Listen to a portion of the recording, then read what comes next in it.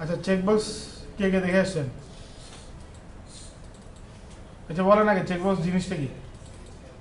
Check করা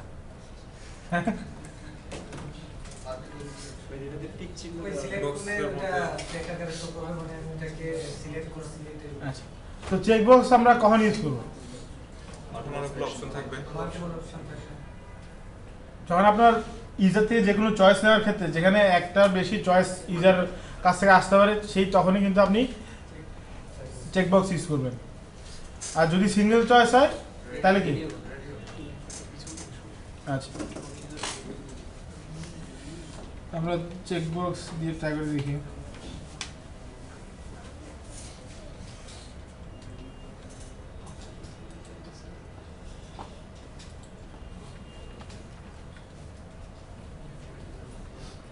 ID ছাড়া করা যাবে, সমস্যা নেই।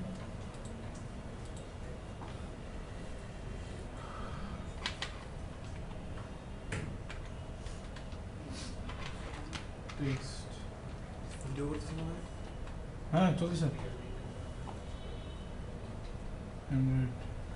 আচ্ছা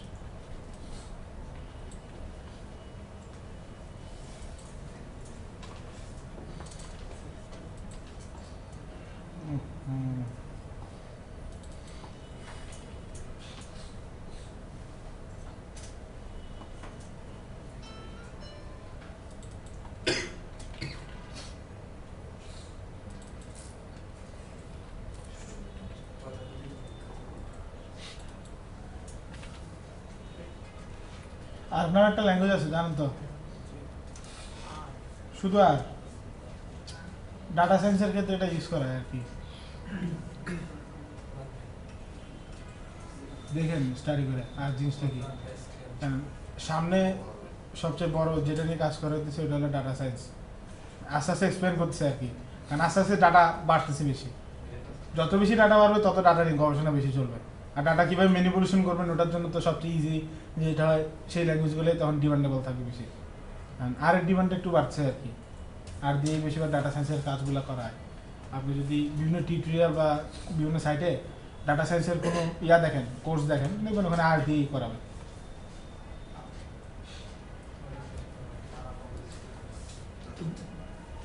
ল্যাঙ্গুয়েজের অনেক অদ্ভুত অদ্ভুত নাম আছে অনেকগুলো, যেমন গো নামেও তো একটা ল্যাঙ্গুয়েজ আছে, জানেন না? ওটা সার্ভার ব্যাকএন্ডের কাজ করে আর কি, গো ল্যাঙ্গুয়েজ দিয়ে। এটা সব কোম্পানি ইউজ করে না, এটা খুব বড় বড় কোম্পানি যেগুলো আছে ওরা ইউজ করে। কারণ সার্ভার যেহেতু আপনি সার্ভার যা ইউজ করবেন ওটা ক্যাপাবিলিটি তো সার্ভারে থাকতে হবে, এবং সার্ভারগুলো কিন্তু খুব দামি হয়। নর্মাল সার্ভার যেগুলো লিনাক্সের বা অন্য সার্ভার ওগুলো ওইটা অ্যাডজাস্ট করতে পারে না, কিন্তু ওইটার প্রসেসিং পাওয়ারগুলো একটু বেশি থাকে আর কি। ধরেন আমাদের এখান চেকবক্স আমরা এখানে কয়টা নিলাম, 4টা।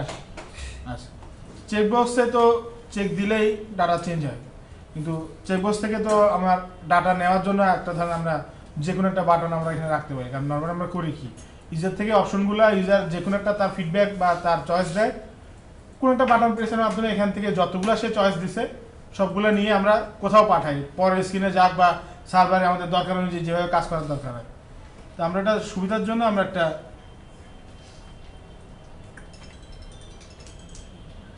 বাটন রাখি।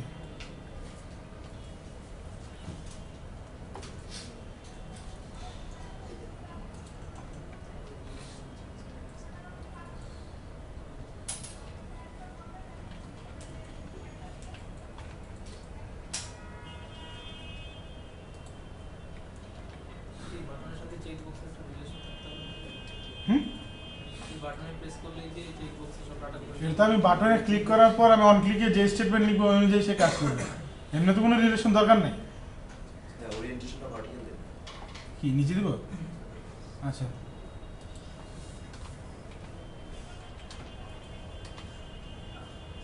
হ্যাঁ ঠিক আছে।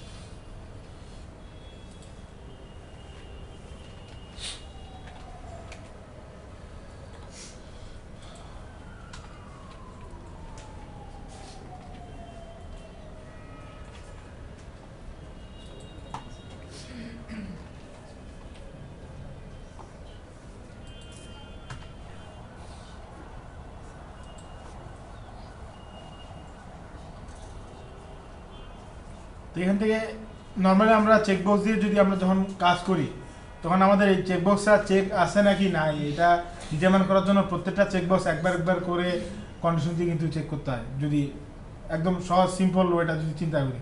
কিন্তু একবার একবার করে প্রত্যেকটা চেকবক্সের সাথে চেক করা এটা অনেক এখানে টাইম লস হবে এবং আমার কোডও রিপিটেশন হইতেছে বারবার, কারণ একই জিনিস করতেছি আমি প্রত্যেকবার। তো ওটা সহজ করার জন্য আমরা পুরো লেআউটটাকে নিয়ে একটা লুপের মধ্যে চালাই, কাজটা যাতে রিপিট করতে পারি ওই জিনিসটা আমরা চেক করবো। তো এখানে যা কিছু আছে সবগুলো যদি আমার একটা কম্বিনেশনে নিয়ে যেতে হয়, তা আমরা প্রথমে আমার লেআউটের একটা আইডি লাগবে, যে আইডি নিয়ে আমি লেআউটের কম্পোনেন্ট যা আছে এগুলো নিয়ে কাজ করবো। একটা লেআউটের আইডি দিলাম, পরবর্তীতে মানে অ্যাক্টিভিটি যাতে ওটা নিয়ে কাজ করতে পারি।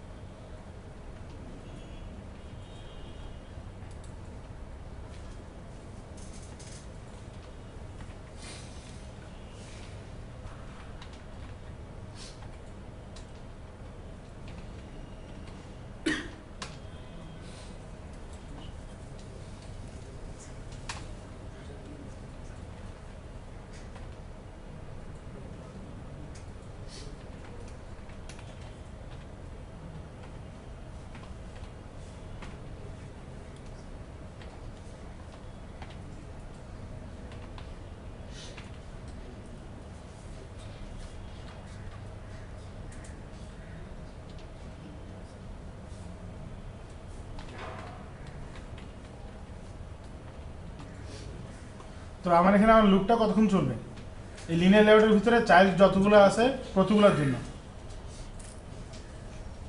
তো ধরেন লিনিয়ার লেআউটের যে কোনো একটা চাইল্ডকে আমরা পাইছি, আর ওই চাইল্ডের টাইপটা কি আমরা জানি না, যেহেতু প্রত্যেকটা যত কম্পোনেন্টে আছে টেক্সট ভিউ হোক বাটন হোক সবগুলোই কোনো না কোনোভাবে ভিউয়ের সাব ক্লাস। আমরা আপাতত প্রথম দিকে যখন জানি না আমি ধরে নিতে পারি যেটা আসতেছে ওটা হলো একটা ভিউ।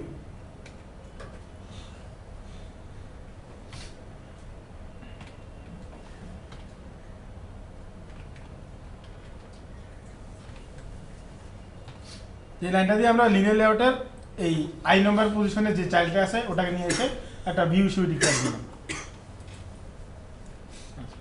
তারপর আমার যেহেতু টার্গেট কি ছিল, বাটন প্রেস করব, চেকবক্স যতগুলো আছে যেগুলো সিলেক্টেড ওই চেকগুলো নেওয়া। তা আমরা এখন যে ভিউটা পাইছি, এখন আমি চেক করবো যে আমার যে ভিউটা আছে এটা কি চেকবক্স নাকি চেকবক্স না। চেকবক্স যদি হয় তাহলে চেকবক্সের জন্য দরকার যে ফাংশনালিটি বা যা কাজ করার দরকার ওই কোডটা আমরা লিখবো।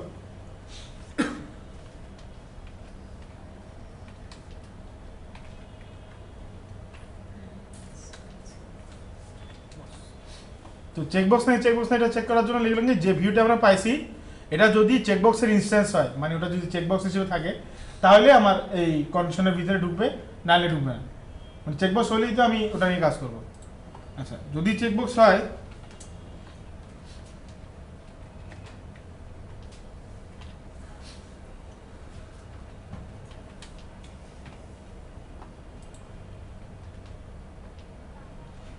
তাহলে আমরা ধরে নিলাম যে ভিউটা আসছে ওটা হলো একটা চেকবক্স।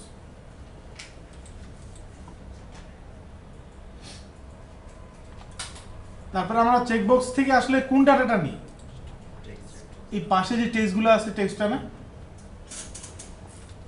তো ওটা কি একটা নর্মাল স্ট্রিং।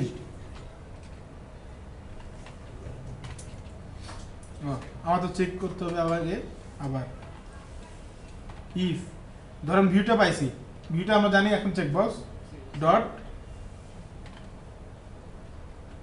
ইজ চেকড, মানে যদি চেক করা থাকে তাহলে আমি ওই টেক্সটটা নিব।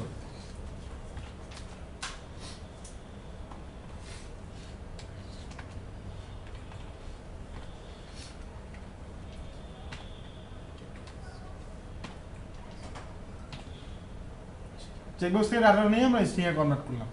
তো এখন মাল্টিপল চয়েস যদি থাকে, আমার তো দুইটা আসতে পারে, তো রেডিও বাটনের ক্ষেত্রে আসে কয়টা অপশন, একটাই। সেই জন্য আমরা এখানে স্ট্রিং ইউজ করলে রেডিও বাটনের ক্ষেত্রে চলে, কারণ আমার যেহেতু মাল্টিপল ডাটা আসবে না, একটা ডাটা আসবে, একটা স্ট্রিং এর মধ্যে রাখতে পারি। কিন্তু আমার এখন যেহেতু দুইটা অপশন যদি সিলেক্ট করি, আমার তো দুইটা ডাটা আসতেছে, তো একটা স্ট্রিং এর মধ্যে তো আমার ডাটাটা রাখাটা ঠিক হইতেছে না, তো আমরা একটা কালেকশন ইউজ করতে পারি, অথবা একটার মধ্যেও রাখা যায়, প্লাস করে করে যদি কনকাটেনেশন করে আমরা ডাটাটা রাখি, কালেকশনের মধ্যে রাখাটাই সবচেয়ে বেটার হয়। এই জন্য আমরা একটা কালেকশন ডিক্লেয়ার করে আসি আগে।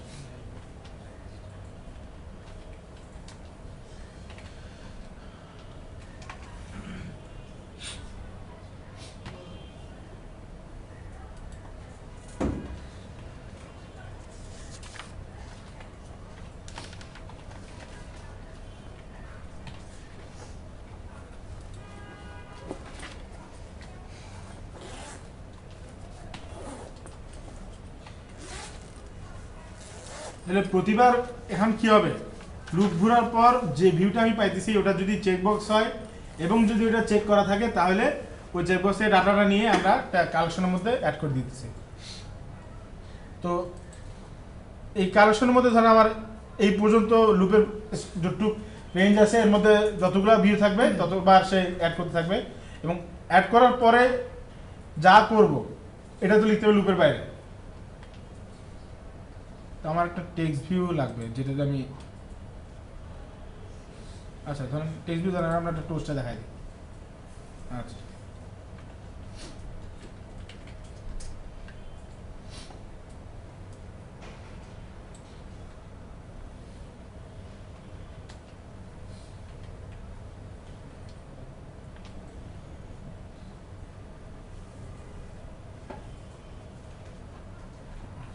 এবার রান দিয়ে দিই।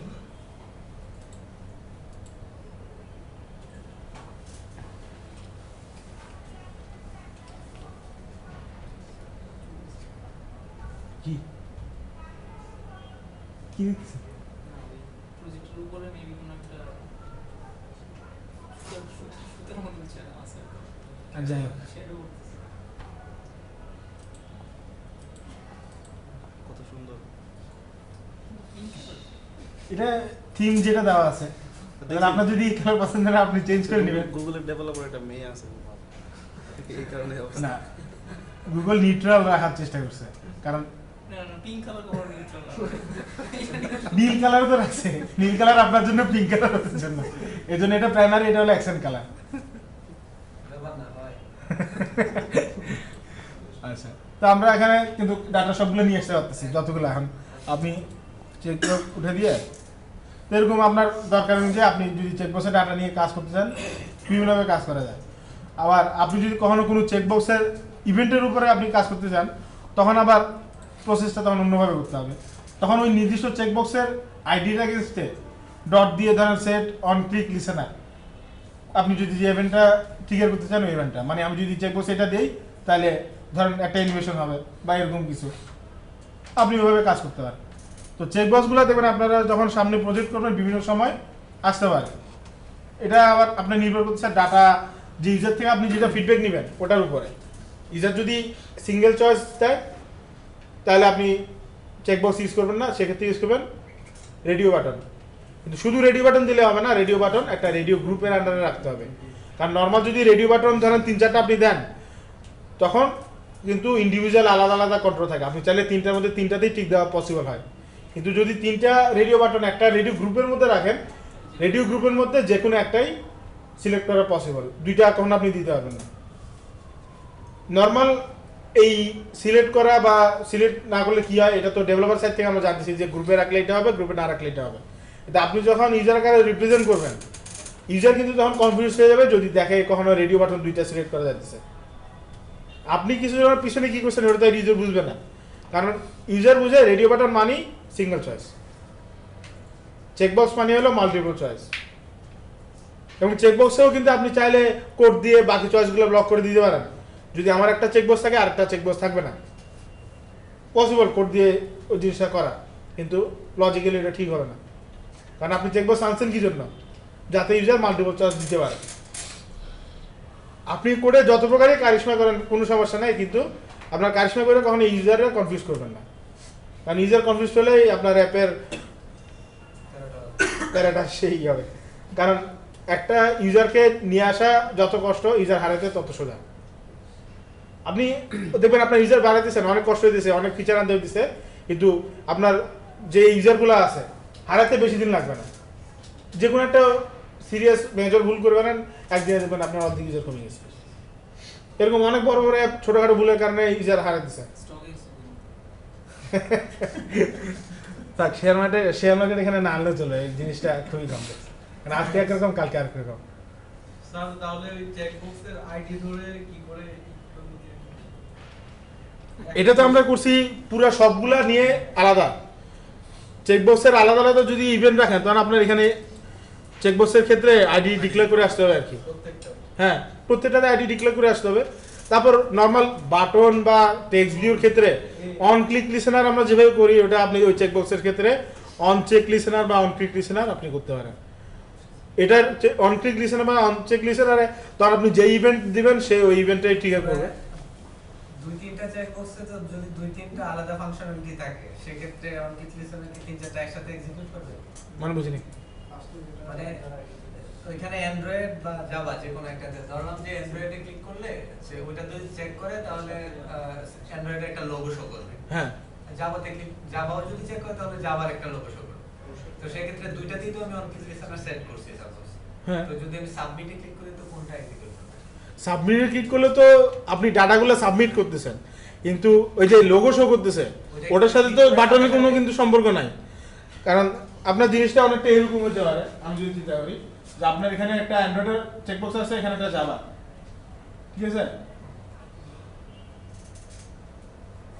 আমি যখন এটাতে চেক দিলাম ধরে এখানে অ্যান্ড্রয়েডের আইকনটা চলে আসলো পাশে, ওইটা হলো এই চেকের সাথে ওই ইভেন্ট। বাটনের সাথে এটার কোনো সম্পর্ক নাই। বাটনের হলো যে যতগুলো চেক আছে সেই ডাটাগুলো নিয়ে কিছু একটা করতেছে, আর এই যে লোগোটা আসলো এটা হলো ওই শুধুমাত্র ওই নির্দিষ্ট চেকবক্সের জন্য। আমি চেকবক্সে চেক দিলাম, তারপরে লোগোটা আসলো, অথবা আপনি কোনো একটা অ্যানিমেশন করছেন, কন্ট্রোল আলাদা, এটার সাথে এটার কোনো সম্পর্ক নেই। আর চেকবক্সের জন্য তো এক্সট্রা আরো অনেক ধরনের মেথড আছে। তো চেকবক্স নিয়ে যখন আপনারা কাজ করবেন দরকার অনুযায়ী বিভিন্ন মেথড ইউজ করতে হবে। তো ইউজ করে করে আপনার জিনিসটা বুঝবেন সব কিছু আসলে। তো এখন দূর থেকে দেখলে অনেক জিনিস ঘোলাটে রাখবে, প্র্যাকটিস করেন তারপরে আপনি জিনিসটা আরো ক্লিয়ার হবে। কারণ মেথডের তো শেষ নাই। আপনি যদি চেকবক্সে সরাসরি ডিক্লেয়ার করে দেখেন, নর্মাল চেকবক্সের জন্য স্পেশাল মেথড কতগুলো আছে যেগুলো অন্য মেথডের ক্ষেত্রে নাই বা অন্য ভিউ কম্পোনেন্টের ক্ষেত্রে। কারণ চেকবক্সের যে ডাটা বা চেকবক্স নিয়ে যে কাজ করার যে ডাটা প্রসিডিওর আলাদা, এই জন্য তার জন্য কিছু স্পেশাল মেথড দেওয়া আছে যাতে ওই ধরনের কাজগুলো করা যায়। দরকার অনুযায়ী আপনি আপনার মেথডগুলো ইউজ করবেন। তো প্র্যাকটিস করার সময় আপনি যে কোনো একটা চেকবক্স নিয়ে আপনি ট্রাই করে দেখতে পারেন যে এই চেকবক্সের জন্য এগেনস্টে সিস্টেম থেকে আমাকে কয়টা মেথড দিতেছে এবং কোন মেথডে কি কি কাজ করে। তো চেকবক্স নিয়ে আর কার কোনো প্রশ্ন থাকলে ইউজ করতে পারেন, বা চেকবক্সগুলো আপনি কিভাবে ইউজ করবেন বা কাজ কি, আমরা একটু প্র্যাকটিস করব। ওটা তো করবেন, আগে জিজ্ঞেসটা করেন না তারপরে। হ্যাঁ বলেন। অ্যাক্টিভিটিতে না করে যে অপশন মেনু আছে না, মানে? সেটিং সেটিং সেটিং যেটা আনি ওটা আলাদা একটা অ্যাক্টিভিটি না। নর্মাল আমরা সেটিংয়ে যেখানে যাই ওটা তো একটা অ্যাক্টিভিটি। সেটিংয়ের জন্য লেআউট দেওয়া থাকে, চেকবক্স। ওটা না স্যার, ওই যে আপনার পাশে করে থাকে অথবা অপশন মেনু ক্লিক করলে মেনুতে বলতেছেন, মেনুতে চেকবক্স দেওয়া যায় তো? দেখেন আপনি নিজে চাই দেন, সব কিছু আপনার করে দিতে হবে? কারণ মেনুতে দেওয়া পসিবল, অবশ্যই দেওয়া যায়। এখন কথা হলো মেনুতে আপনি কীভাবে চেকবক্স দিবেন ওটা আপনার করতে হবে। আমরা মেনুতে কী করছি, নর্মাল একটা আইটেম দিয়ে আইটেমে ক্লিকের উপরে যে কোনো একটা কাজ করছি। তো আইটেমে যদি আমি ক্লিক করতে পারি, আইটেমে চেকবক্স থাকলে সমস্যা কি? স্যার এটা আমরা ফর দিয়ে করলাম, ফর ইচ দিয়ে তো করা যাবে। কারণ ওই ক্ষেত্রে আপনি তখন করবেন কি, চেকবক্স যদি থাকে আইটেমে ক্লিক করলে আপনি চেকবক্স চেক করে দিতেছেন, একই তো কথা। কিন্তু মেনুতে এটা দেওয়া হয় না কখনো, কারণ মেনুর সাথে চেকবক্সের কনসেপ্টটা যায় না। আপনি চিন্তা করেন, আপনি চেকবক্স মানে কি, ইউজার থেকে একটা ফিডব্যাক নিতেছেন, ফিডব্যাকটা অবশ্যই জরুরি, এই জন্যই আপনি ফিডব্যাক নিতেছেন। তো ওই জিনিসটা আপনি যদি মেনুতে দেন, মেনুতে যে ইউজার ক্লিক করবে তারপরে যে অপশনটা আসবে তার তো কোনো নিশ্চয়তা নেই। তা আপনি এটা মেনুতে কেন দিবেন? কারণ যেহেতু ইউজার থেকে ফিডব্যাক জরুরি, ইউজার নাও জানতে পারে যে মেনুতে ক্লিক করলে এই জিনিসটা আসে। করার পরে আর নর্মাল আমরা মেনুতে কোন জিনিসগুলো দিই, যে জিনিসগুলো ইউজারের একটু কম দরকার কিন্তু অ্যাপের পারফরমেন্সের জন্য এই জিনিসটা লাগে, ইউজার ইউজ না করলেও সমস্যা নেই। যেমন সেটিংস থাকে, ইউজার যদি সেটিংসের কনসেপ্ট সম্পর্কে ধারণা না থাকে, সেটা ইচ্ছা মতো সেটিংস চেঞ্জ করলে তো অ্যাপের পারফরমেন্সের সমস্যা হবে। তো ওই জিনিসগুলো তখন সেটিংয়ে দেওয়া থাকে। মেনুর মধ্যে। সেটিংয়ে ক্লিক করলে তাহলে কিন্তু আরেকটা অ্যাক্টিভিটি যাইতেছে, যেখানে আমরা দেখি যে বিভিন্ন চেকবক্স দেওয়া থাকে, যে আমার থিম কোনটা ইউজ করব, বা আমার মেমোরি সাইজ অ্যালোকেশন করা, বা মেমোরি স্টোরেজ, আরও সেটিং রিলেটেড যে যে কাজগুলো থাকে ওগুলা ওই অ্যাক্টিভিটিতে থাকে। ওটা কিন্তু আলাদা একটা অ্যাক্টিভিটি। মেনুতে চেকবক্স আপনি খুব কমই দেখবেন নর্মাল যে অ্যাপসগুলো ইউজ করেন, নাই কিন্তু সচরাচর। এখানে আমরা তো একটা লেআউটের ভিতরে রাখতাম, হ্যাঁ, লেআউটের ভিতরে শুধু চেকবক্স গুলো রাখতাম। এখন অন্যান্য যদি আরো কম্পোনেন্ট থাকে, না আপনি একটা জিনিস খেয়াল করেন, আমার লেআউটের মধ্যে কিন্তু চেকবক্স রাখি নাই। লেআউটের মধ্যে যতগুলো ভিউ আছে যদি চেকবক্স হয় তাহলে এই কাজটা করছি। তো আপনি এইখানে কিন্তু ভিউ যদি ইনস্ট্যান্স অফ বাটন হয়, বা ভিউ যদি আরেকটা ইয়া হয়, ওই ধরনের যদি কোনো কিছু থাকে আপনি ওটা করবেন, সমস্যা তো না। স্যার প্রথমে আমরা যে কাউন্ট লুপটা চালাইছি স্যার, হ্যাঁ, প্রথমে তো লিনিয়ার লেআউট, লুপের সাথে কিন্তু চেকবক্সের কিন্তু কোনো সম্পর্ক নাই। লুপটা কতক্ষণ চলবে, ভিতরে চাইল্ড যতগুলো আছে, ওটা টেক্সট বক্স থাকুক, বাটন থাকুক, নর্মাল টেক্সট ভিউ থাকুক, তাও কিন্তু ওটা লেআউটের চাইল্ড। যতগুলো আছে ততগুলোর জন্য ততবার লুপটা চলবে। এই লিনিয়ার লেআউটের ভিতরে যা আছে সবগুলোই তোর চাইল্ড না, তো গেট চাইল্ড কাউন্ট দিলে সবগুলোকেই তো কাউন্ট করবে সে, শুধু চেকবক্স তো আমরা বলি নাই। তো চেকবক্সের কাজগুলো করার সময় তখন শুধু আমরা চেক করতেছি যে ভিউটা আসছে ওটা চেকবক্স নাকি চেকবক্স না, কারণ যেহেতু চেকবক্স রিলেটেড কাজ করবো, চেকবক্স না হলে তো ওই ধরনের কাজ আমি ওটার উপর করতে পারবো না। গেট চাইল্ড কাউন্টে কি আর ওই নেস্টেড সেলগুলো কি আসবে? মানে গেট আপনি যদি একটা যদি দেখেন যে আমার লেআউটটা যদি এরকম হয়, ধরেন এখানে একটা টেক্সট আছে, এখানে একটা বাটন আছে, এখানে একটা এডিট টেক্সট আছে, তো গেট চাইল্ড কাউন্টে আমার চাইল্ড কয়টা আসবে? 3টা। আপনার এখানে যতগুলো আছে ততগুলো। হ্যাঁ, এটা পুরোটার ভিতরে না, আমরা যেই লিনিয়ার লেআউটটা নিছি সেটার ভিতরে। আপনি যদি খেয়াল করেন আমরা প্যারেন্ট লেআউটের আইডি দিছি, এই জন্য এটা পুরোটার ভিতরে। তা আমরা যদি একটা লেআউটের ভিতরে অনেকগুলো লিনিয়ার লেআউট থাকে, তার মধ্যে নির্দিষ্ট একটা যদি সাব লিনিয়ার লেআউট নেই, তাহলে ওটার ভিতরে যতগুলো থাকবে, যে যার আইডি নিয়ে আসি তার চাইল্ড। এটা প্যারেন্ট বা কোথা থেকে নিচ্ছি ওটার উপরে না। আপনি যদি এই এটার আইডি নেন, তাহলে এটার ভিতরে যতগুলো আছে, তারপর এখানে যদি অন্য একটা লিনিয়ার লেআউট থাকতো, তার আইডি যদি নিতেন তার ভিতরে যতগুলো থাকতো। স্যার বলতে একটু আর এমনিতে যদি লিনিয়ারের ভিতরে আরেকটা লিনিয়ার নেই, ওটারও তো সে চাইল্ড হিসেবেই ধরবে প্রথম লিনিয়ার। হ্যাঁ, ওই লিনিয়ার লেআউটটাকে সে চাইল্ড হিসেবে ধরবে, ওইটাই বলবো। কারণ ওটাও তো একটা চাইল্ড। তো ওই লিনিয়ার লেআউটের ভিতরেও চেকবক্স থাকতে পারে। সেই ক্ষেত্রে আপনার যদি এরকম ডাটাগুলো নিতে হয়, তাহলে আপনার অপারেশন ভাগ করে করে করতে হবে, তাহলে কিন্তু কমপ্লিসিটি তৈরি হয়ে যাবে, তাহলে সে কনফিউজ হয়ে যাবে। একটা লিনিয়ার লেআউট কিনা থাকলে ওইটাও চাইল্ড আইটেমগুলোকে গেট করে আবার ফরওয়ার্ড করতে হবে। হ্যাঁ, পরের ভিতরে ফল্ট হয়ে যাবে। না তখন আপনার জিনিসটা আলাদা করে ফেলতে হবে, কারণ যেহেতু একটা লিনিয়ারের ভিতরে আরেকটা লিনিয়ার, ওটাতেও চেকবক্স আছে এটাতেও চেকবক্স আছে, তখন আপনার জিনিসটা সেপারেট করে দুইটা আলাদা আলাদা লিনিয়ার লেআউটের মধ্যে থাকতে হবে, এবং একটার চাইল্ড হতে পারবে না। কারণ নাহলে তো ধরেন আমি যে লেআউটে যে কোয়েশ্চেনের আনসার নিতে যাচ্ছি, সে ওটার আনসার না নিয়ে আরেকটা কোয়েশ্চেন আনসার সহ নিয়ে যাবে। আপনার ডিজাইনটা তখন একটু চেঞ্জ করতে হবে আর কি। এটার চাইল্ড হিসেবে না থাকে দুইটা আলাদা আলাদা দুইজনের সিবলিংস হিসেবে থাকবে, তাদের চাইল্ড প্যারেন্ট আরেকটা থাকতে পারে, কিন্তু একটা লিনিয়ার আর একটা রিলেটিভ নিতে হবে। ওই একই রকম, সমস্যা নাই। মানে এটা দিয়ে আপনি একটা বক্সকে আইডেন্টিফাই করতেছেন যে এই বক্সের মধ্যে যা আছে সবগুলো আমি নিয়ে নিতেছি। এখন এটার ভিতরে যদি কোনো লিনিয়ার লেয়ার নিয়ে তার ভিতরে চেকবক্স থাকে, সে ওটারও তো তার বক্সের ভিতরে কাউন্ট করবে। এই জন্য আপনার ডিজাইন করার সময় আপনার কাজের চাহিদা অনুসারে আপনি ডিজাইনটা করে নেবেন আর কি, নাহলে তো কমপ্লিসিটি তৈরি হবে, একটার ডাটা আরেকটাতে চলে যাবে তখন। আচ্ছা, আর কার কোনো প্রশ্ন আছে?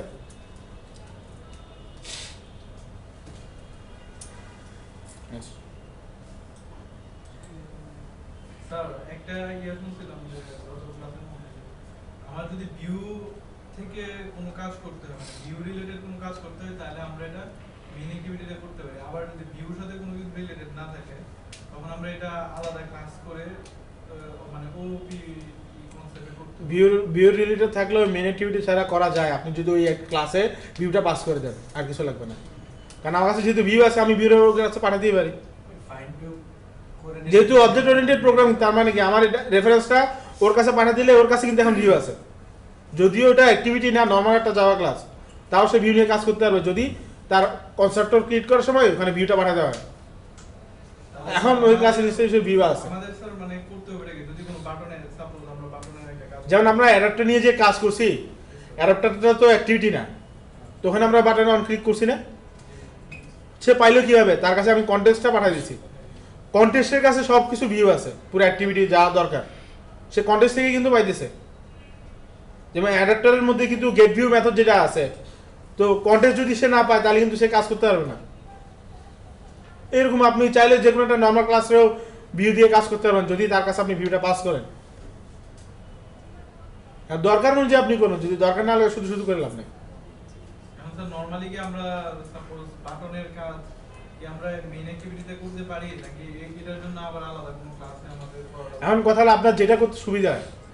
যদি আমি মেইন অ্যাক্টিভিটির কোড বেশি বড় হয়ে যায় তখন আপনি ধরেন ক্লাস তখন সেপারেট করে ফেলতে পারেন কোড সুন্দর মতো সাজানোর জন্য, কিন্তু মেইন অ্যাক্টিভিটিতে বা যে অ্যাক্টিভিটিতে কাজ করতেছেন ওই অ্যাক্টিভিটিতে রাখাটাই ভালো আর কি। তাহলে পুরো কোডটা সহজে যে কেউ বুঝতে পারবে যে আমার এই বাটনের জন্য এই কাজটা হইতেছে, এই বাটনের জন্য এই কাজটা হইতেছে। নর্মালি অনেক সময় দেখবেন অনেকগুলো কোডের ক্ষেত্রে যে আরেক ক্লাসে কিন্তু অন ক্লিক রিলেটেড বিভিন্ন সময় কাজ করায় ওই ক্লাসের কাছে পাঠা যায়, তো ওইখানে যখন কাজ হইতেছে ওইখানে কিন্তু ভিউটা থাকে। কারণ ভিউ যদি না থাকে তাহলে আমি কার থেকে ডাটাগুলো নিব? ভিউ নিয়ে তো কাজ করতে পারবো না আমার কাছে ভিউ না থাকলে। দরকার অনুযায়ী করতে হবে আর কি, ওটা কমপ্লেক্স স্ট্রাকচারের মধ্যে। তো শুধু শুধু আপনার কোড কমপ্লেক্স করে তো লাভ নেই। সবসময় ডিজাইন করার সময় চেষ্টা করবেন যত সিম্পল করে আপনার ডিজাইনটা করা যায়। যখন সিম্পল ডিজাইনে আমার কাজ হইতেছে না তখনই আস্তে আস্তে আমার কমপ্লেক্সের মধ্যে যাইতে হবে। টার্গেট নিয়ে আগাইলে আপনার কাজ শুরু হয়ে যাবে। আপনার প্রথমে টার্গেট ঠিক করতে আমি এটা দিয়ে কি কাজটা করব, বাটনে ক্লিক করে এই কাজটা করতে চাই, তো ওই কাজটা করার জন্য যত কিছু লাগে প্রথমে সিম্পল হতে ট্রাই করবেন। সিম্পল হতে যখন হইতেছে না তখন এর থেকে আরো ডিপ লেভেলে কিভাবে যাওয়া যায় তারপরে আস্তে আস্তে আপনার ওখানে যাইতে হবে। আর আজকাল সব কিছুই নেটে অ্যাভেলেবল আছে, কারণ যেই প্রবলেমগুলো আপনারা ফেস করতেছেন আগে কেউ না কেউ এই প্রবলেম ফেস করছে, আবার নতুন নতুন প্রবলেম তৈরি হইতেছে, কিন্তু প্রবলেম তো আর থামে নেই। প্রবলেম আছে, সলিউশন আছে, খালি চেষ্টা চালা যেতে হবে আর কিছু না।